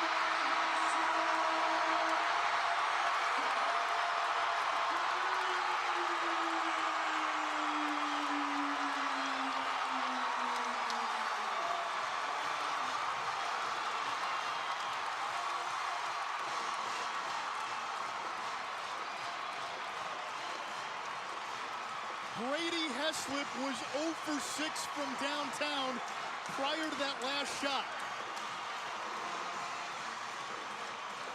He was due. The crowd was waiting for it. And Heslip delivers with zeros on the clock, and we're going to overtime. Pretty much all night long, those tip, loose, second and third attempts have gone Kansas State's way, but Isaiah Austin. Did he get away with a self pass here? I think he lost his balance. I'm not sure he had control of it, but whatever he did, the presence of mind. You know, first of all, Corey Jefferson put up the shot with like 4 seconds to go when they're down 3. He's the first guy that should have pitched out, but Isaiah Austin, he had the presence of mind to throw it out to one of the hottest three-point shooters in the country. Maybe not tonight, but you keep feeding that guy, you know he's going to make one. Prior to that last three-point shot, Baylor, the best three-point shooting team in the conference, was just 2 of 20 from downtown. And you know, we're watching Brady Heslip all game. Credit Kansas State. Their defense on him has been extremely stellar. He was due. He came up with maybe the biggest shot of Baylor's season. Well, sometimes the old coaches used to say the best offense is offense by accident, and that's how Brady Heslip got open. I mean, they've been running plays for him all night long, and Kansas State, Will Spradley has stayed attached on the baseline doubles and staggers and done a great job. They put great ball pressure on the top where they couldn't get open or easy entries to get into their offense. but energy, enthusiasm, all the big E's, and effort, and the awareness of Isaiah Austin, and maybe a little luck. The best three-point shooter around was standing right next to you. But hey, they locked it down, locked it in, and give Baylor all the credit in the world. They hung in there when it looked like they were dead in the water. A lot of resolve for a team that really is on the brink. 3-8 in league play. Kansas State, we've chronicled it. They came in playing as well as anybody in this conference. Wins against the top two teams in the league in their last two games. Kansas on Monday and Texas last Saturday. We're going to need overtime to decide this one in Waco. Baylor was fortunate because Kenny Cherry took a wild shot when they needed a 3 or a good 2. And he's got to settle down and run this team, make sure they get good shots on every possession. Foul on Lawrence on Baylor's first possession of overtime. So Kansas State now in overtime for a second straight game. Remember, they had a lead late against Kansas Monday. Kansas was able to come back, and K-State eventually won in overtime. Well, we'll see what type of resolve Kansas State has. I mean, they played a very good game, but you have to give Baylor all the credit in the world because of the fact they have had a lot of easy shots they've missed. And the ball has bounced K-State's way most of the night, except on the biggest play of the night, the last one. Royce O'Neal, only a 55% free throw shooter. And the transfer from Denver gets 1 out of 2. And Baylor has its first lead since the 15-minute mark of the first half. Scott Drew did a good job in the last 4 or 5 minutes. He got his defense to tighten up and understand they need more support on the inside. Gipson draws the foul, so he'll go to the line for Kansas State. He's a 67% free throw shooter. Both K-State bigs in foul trouble. Gipson's got 4. DJ Johnson currently on the bench also has 4.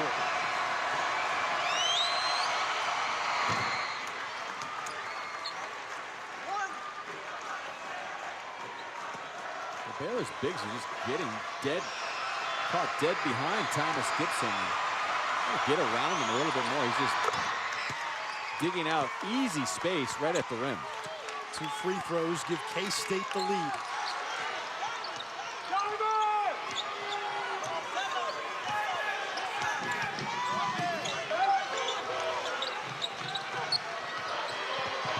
Heslip gets free, gets some space, fires, no good.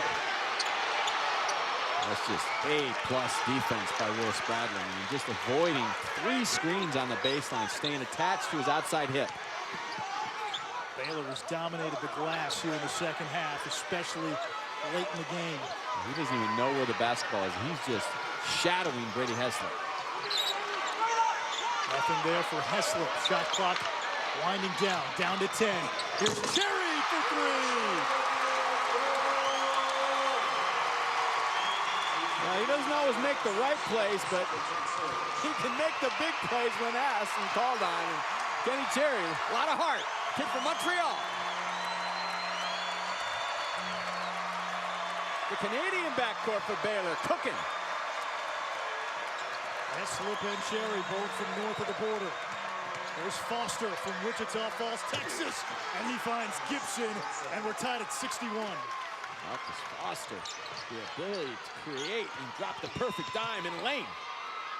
Austin for 3, and now the 3s are falling for Baylor.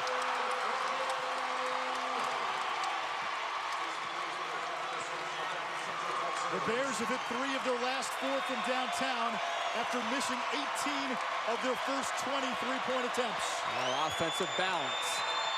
Williams blocked by Austin. Isaiah Austin is the guy that can clean up problems. Nino Williams snuck behind the zone once again, but the big fella, the reaction at the rim.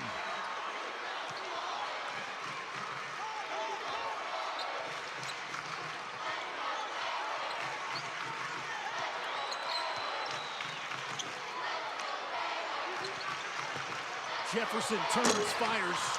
And the rebound by Gipson. Here comes Foster. Foster all the way to the bucket, and the big finish on Jefferson, plus the foul.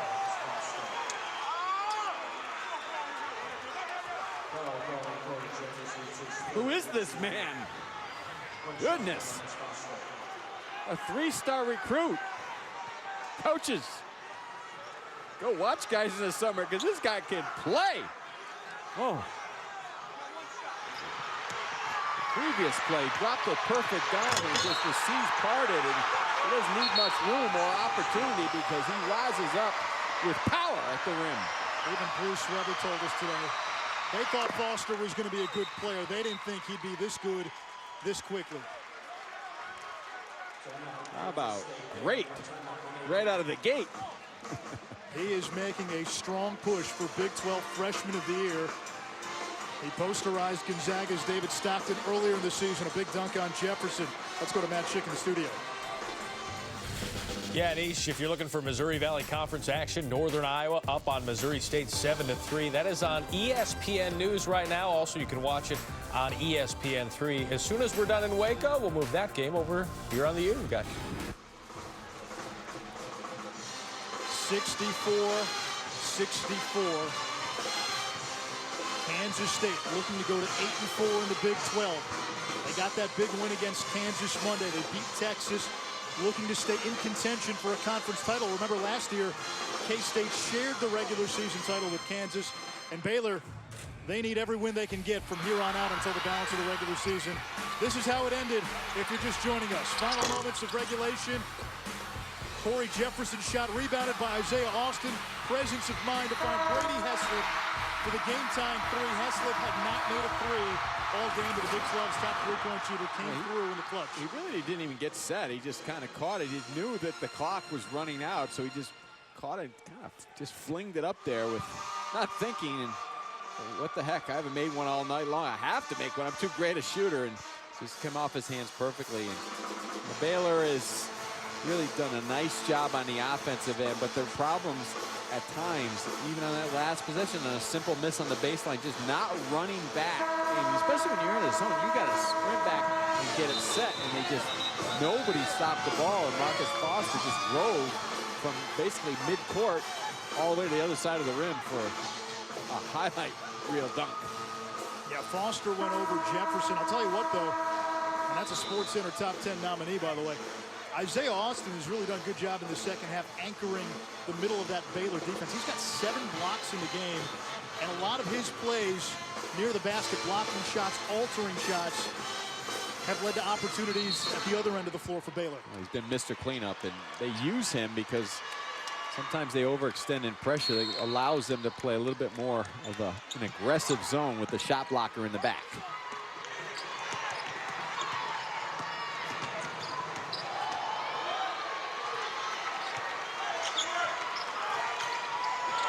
Jefferson drives. That went in. He almost brought the basket support down on that one. A terrific play called by Scott Drew. Just the isolation and the pick and roll. Everybody was going left and the misdirection going back for the easy bucket.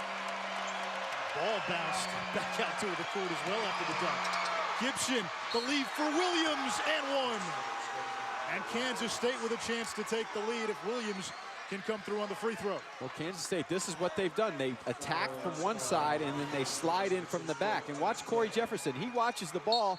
He watches the ball instead. Nino Williams, he's got to slide in front of Nino Williams. When the ball comes into the middle of the zone, the backside forward has to pinch down and cover the backside. He's way late. He's getting his head turned. He's looking at the basketball instead of sliding into the area where he has to cover. And Williams was there easily for the basket. Last foul on Jefferson, his fourth. Williams with 20 points now, a new career high.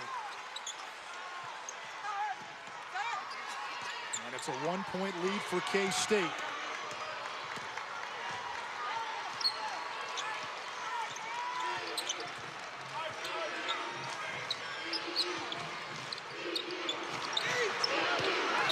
Jefferson working on Gipson, and Jefferson over Gipson. Back and forth we go. Baylor by 1. Well, that's the exact same play that they ran in the previous possession where Jefferson got the dunk. This time they protected the basket, but still Jefferson pinned up Gipson and used his length to shoot over the top.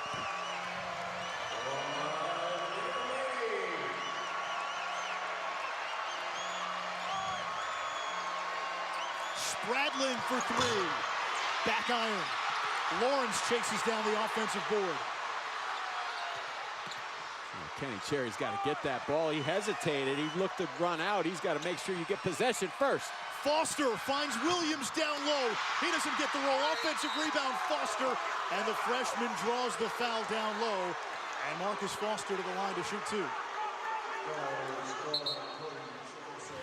K-State a little slow on the recovery. And then Foster again just finding the seam in the vacuum. And the second and third effort and toughness amongst the trees by the freshman. And that is the fifth foul on Corey Jefferson. So the senior is done. Final line for him, 21 points and 11 boards.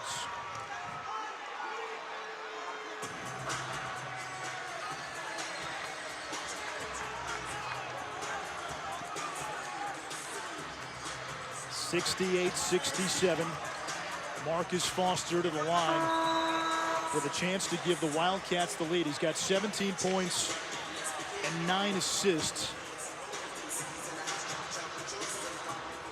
He was the reigning National Freshman of the Week. He dropped 34 against Texas last Saturday. Followed that up with a 20-point performance in the win Monday against Kansas. Battled some cramps in that contest. 9 assists, a career high for Foster. Well, Corey Jefferson just played a man's game here in this second half in overtime. And on the glass, going to the offensive boards, but also just in the last few possessions, they've just gone to him down in the box and at the rim, and he's been a tough out for Kansas State. Advantage Kansas State with him on the bench. Foster 2 of 3 at the line today, 70% on the season, and he makes the first to tie the game at 68. We talked about Corey Jefferson elevating his game to be, one of the elite players in this conference, and tonight he came and answered the bell.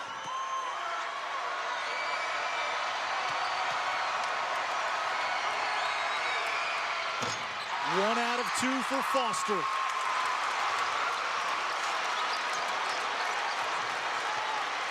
And Baylor can essentially hold for one. About a half second, if that, differential between the game clock and shot clock. Scott Drew's going to call a timeout, set up a special play.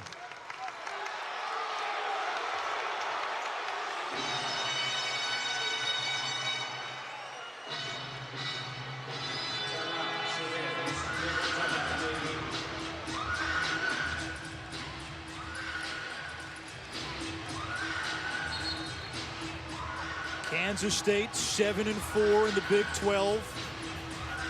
Chasing Texas and Kansas for the regular season conference title. Baylor, they're 3-8. Scott Drew thinks if his team can go 8-10 in conference play, they've got a chance to get into the NCAA tournament.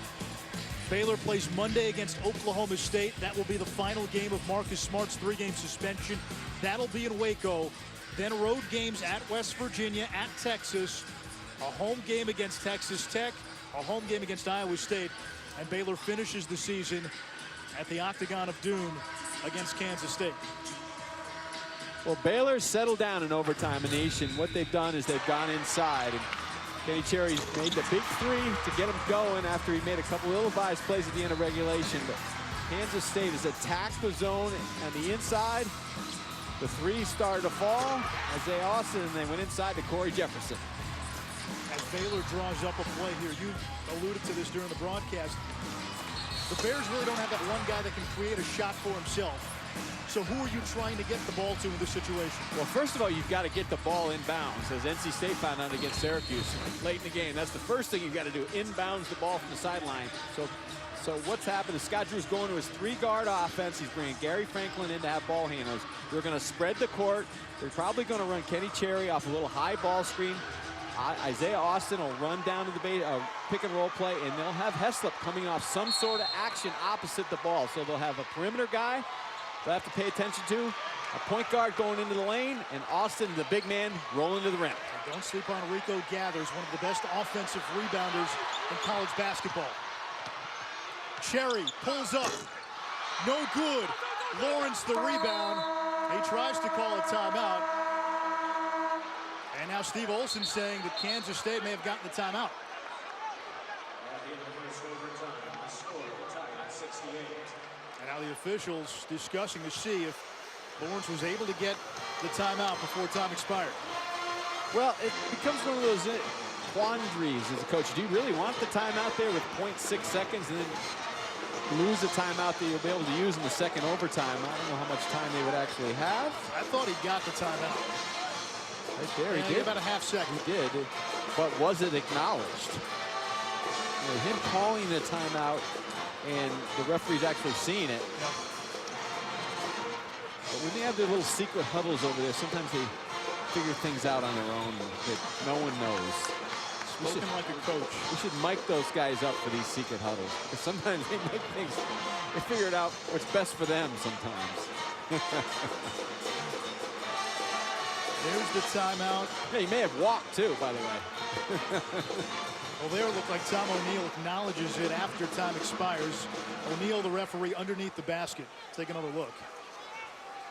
Here you see Lawrence get the ball off the rebound, 1.2, and he takes a step and he calls the timeout right here. 0.07. Now, does Tom O'Neill see that? He's standing right there. Tom O'Neill, sure he saw it. So they're going to go. I think they're going to put some time back on. Yeah, and Steve Olson, who you didn't see in the screen, may have seen that too.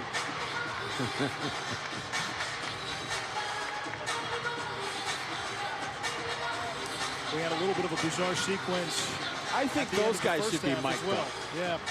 They mic up these coaches in the NFL. I'd like to mic the refs.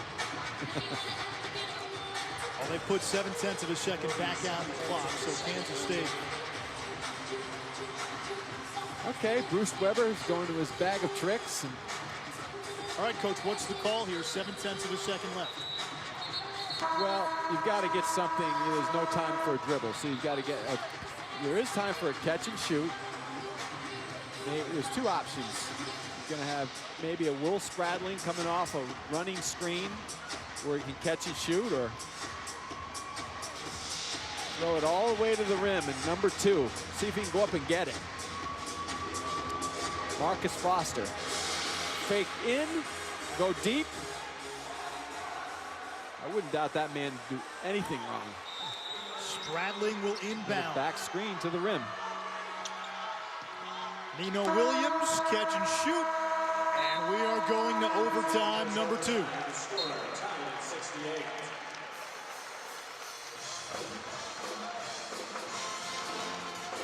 A good one here in Waco. 68 all. Second overtime coming your way. Let's check in with the studio first, though. And Matt Schick. Yeah, guys, about to enter the second overtime there in Waco, Texas. We're in Springfield, Missouri, over on ESPN News. Northern Iowa up on Missouri State. Again, check it out on ESPN News or ESPN3. When we're done in Waco, that game moves over to ESPNU, guys. Well, that game in Springfield might be at halftime by the time they're done here in Waco. Great drama. Kansas State led by 9 at the half. Baylor finally was able to tie it in the second half. Down 3. Final possession of regulation. That man right there, Brady Heslip, ties the game with a 3. As the horns sounded, that sent the game into overtime, and now double overtime. And here's how it ended. Final play of regulation. Baylor down 3.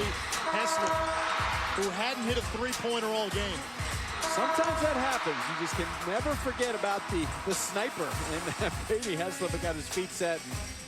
And, give both these teams a tremendous amount of credit because of the fact that they both looked dead in the water and down the stretch. I thought Baylor came out of the gates very good, very balanced. But then when you've got that guy on your team, he's like Superman. He makes things happen very quickly. Now going into this next overtime, you have to pay attention to Corey Jefferson because he's not on the floor, and he's been so important for Baylor all night long. Jefferson fouled out in the overtime session. He leads Baylor with 21 points. Cherry's got 17. Austin has been big since halftime. He's got 16. Well, that's an interesting chat we'll have in one of our summertime conversations when I run into these coaches here and there. And You know, do you really want to use that timeout with 0.8 seconds? I guess you're always trying to win the game, but especially when you know if nothing happens, you're going to lose that timeout. But Bruce has got one. I guess you always have to try something.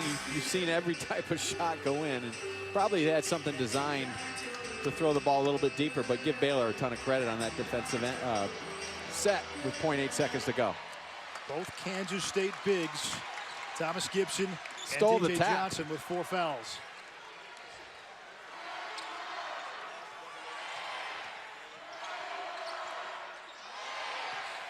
Austin working on Lawrence, 7-1 on 6-3. Austin gobbled up. And we've got a jump ball. Possession arrow, Kansas State. Well, that's karma after Isaiah Austin stole the tap. It was right at his head and he tipped it, but he's too far out to make this play. He takes 3 dribbles and he's trying to back his way in. He's got to pitch the ball back out and try to get it on the move going to the rim, or step outside where he's a little bit more effective facing the basket. Wildcats break the press.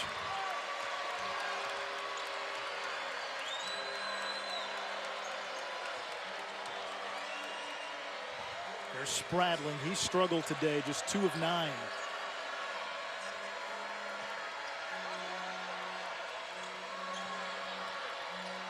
Foster on the baseline. And the Sapling couldn't get it over the Sequoia. Shot clock still going.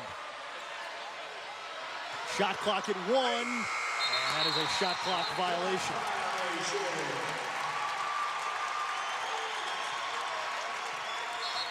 K-State, I'm not sure they were aware.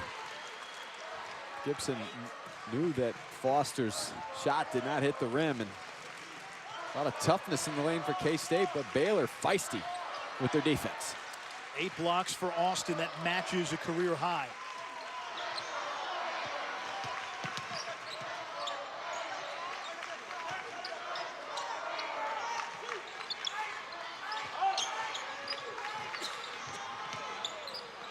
Cherry finds Austin. And now the shot clock coming down on Baylor. Prince over Gipson, and he banks it home.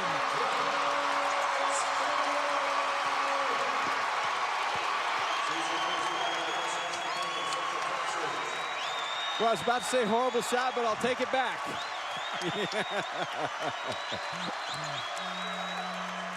When you lose 4 in a row at home, sometimes you need a little bit of luck. Kick ball on Heslip, so K-State will keep it. He's only made 13 threes on the year, and hey, the clock's running down. And little glass, little Kevin Durant. Step back 3. 17 to shoot. Williams couldn't corral the inbounds pass. Here's Heslip leading the break. And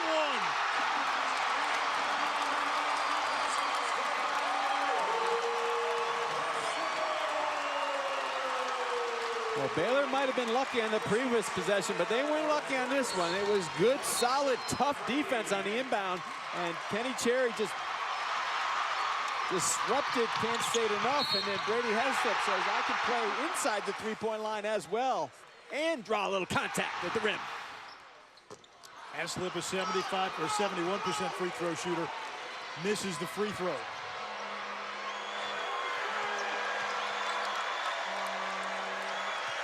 Foster. That doesn't go. And a foul against Kansas State. Baylor may lack a little bit in width inside, but not heart. They're playing feisty and tough right now inside. They're holding their own. And Foster just trying to muscle his way to the rim. Nothing there, and K-State clears out O'Neal. Takes one in the chest for the team. That's in that foul on Thomas Gipson, so he's gone. 12 points, 7 rebounds, and he's fouled out. So K-State without Gipson, its starting big man, and Baylor without one of its starting frontline players, Corey Jefferson, fouled out in the first overtime. And DJ Johnson into the game for the Wildcats. He's got 4 fouls. And if Johnson were to foul out, that's pretty much it in terms of a true front court center type player for Kansas State. Can Baylor take advantage? Basically, K-State's got to find a way now to score, and Marcus Foster kind of forced his way into the lane. It was the first time all night where he just kind of didn't stay within the context of the offense, but they don't have a lot of choice. They've got to try to create a little bit more from that wing and get into the lane and penetrate into the gaps. Baylor has its largest lead of the game on a 7-0 run.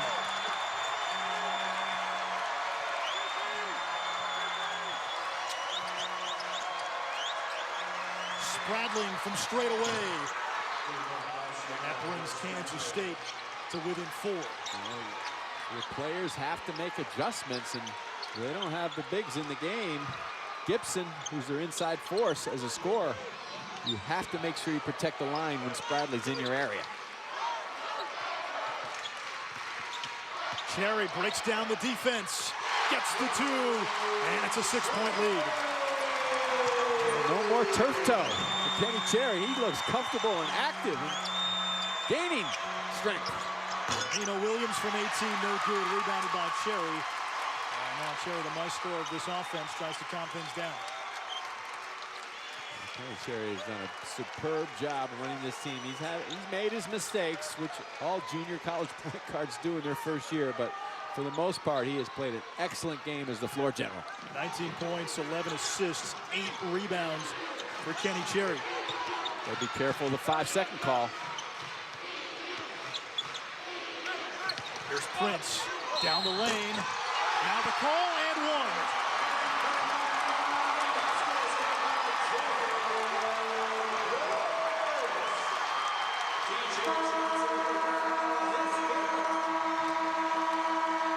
Nino Williams down for Kansas State. Baylor's had a lot of guys make plays. A lot of crashes in the lane. And the foul was on DJ Johnson, so he is now fouled out. There's the contact. Nino Williams took the brunt of it. So Johnson and Gipson both have fouled out for Kansas State, and that means Wesley Iwundu is at the scores table, so it looks like he's going to check in. He has not played much tonight.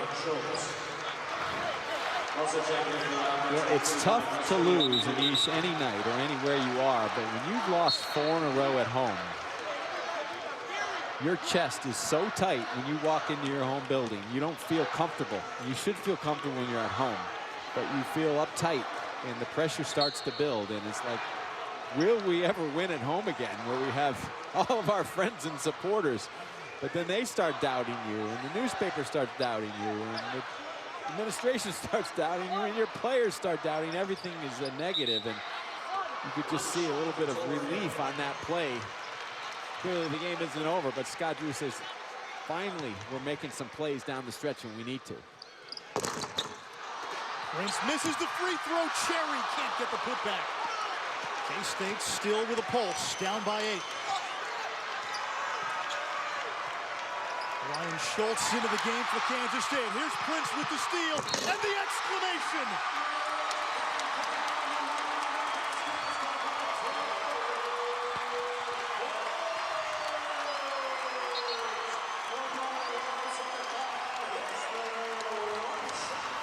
Torian Prince, he made his presence felt with that banked-in step-back 3, but forget that. The last 2 possessions to the rack in transition, and then overextension in the zone, the denial, the steal, and the thank you at the rim. You look at Baylor's season, and it's almost followed the arc of some sort of Greek tragedy, the great rise, 12-1 in non-conference, then starting 1-6 in the Big 12. There's still time left to redeem the season as Austin gets the rebound off the Spradling miss. Lawrence blocked by Austin. 9 blocks by the big fella. And it's out of bounds to Baylor. 11-point lead for the Bears, less than a minute to play. This would be An amazing win for Scott Drew and the Bears. Down by 10 in the second half. A desperation 3 to tie it at the end of regulation. As Cherry is going to the line after he's fouled by Kansas State. Well, give them all the credit in the world because they looked dead in the water for most of the night. And Scott Drew mixed and matched his lineups and put Brady Heslop on the bench for a long period of time and changed direction of his offense, started going inside and adjusted his defense where they tightened up the paint a little bit more and protected and just played tough and gritty down the stretch. And coming to their practice, Scott, you'd never know that they were in the position they were in. Just positive, full of energy, and finding a way tonight. Kenny Cherry has played major minutes for Baylor today. He played 22 Wednesday against TCU. The previous 2 games really a non-factor. Played a total of 20 minutes. Missed a game because of turf toe, but Cherry, a Herculean effort, 20 points, 12 assists, 9 rebounds. The 12 assists, a career high, 20 points, 2 off of a career high. And Isaiah Austin's defense down low, 9 block shots. And let's not forget the contribution by Corey Jefferson. Those 3, along with that desperation 3 by Brady Heslop, is the reason Baylor's in position to win this game. Torian Prince, though, it's a teaching moment. Don't go over the back. No time to score. 57 seconds to go. You're up 12. You try to get an offensive rebound, and I guess that's why coaches pull guys off the line late in the game, because you don't want that type of play where you put K-State on the line with the clock stopped. Ryan Schultz hits the free throw, an 11-point game. Tim, if you're Scott Drew and you hold on here, and Baylor does have free throw shooting woes, so that's still a concern. But if Baylor holds on, and they should, up 11 here in the final minute, what can a win like this do for a team going forward? Well, it's just, Oak State coming in, and they've been very close. It's not like they've been getting buried, and you just need something to get you over the hump, especially on your home court. That's the first step. Protect your home court, which they haven't done at all with 4 losses, but tonight they have. And so then they make the next move. Keep protecting the home court and getting better as a basketball team with confidence and execution and understanding that Corey Jefferson and Austin are a load inside. They have to get them involved all the time. That last foul on Austin to prevent the breakaway.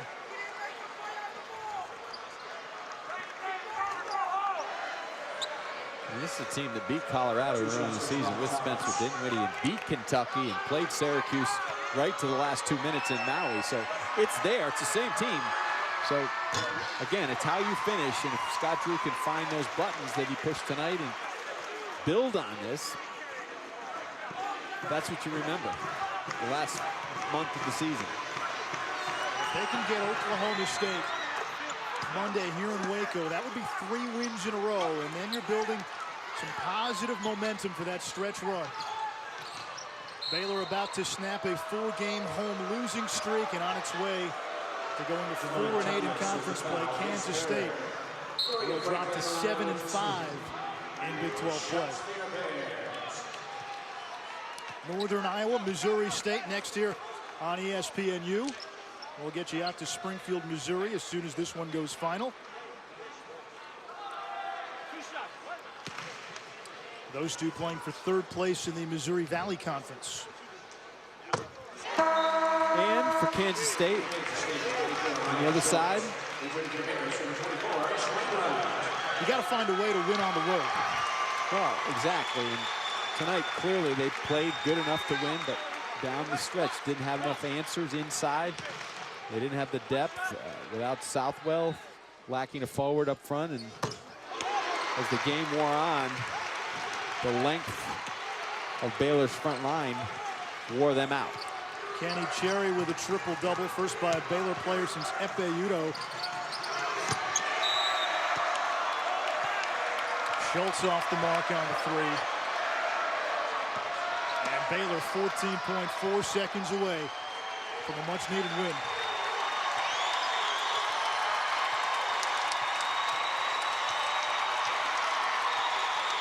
Kansas State had this one most of the way. Baylor, a furious run in that second half to send it to overtime. And the Bears come up with a W in double overtime. Final score, Baylor 87, Kansas State 73. Now we send you to Springfield, Missouri, Northern Iowa, and Missouri State.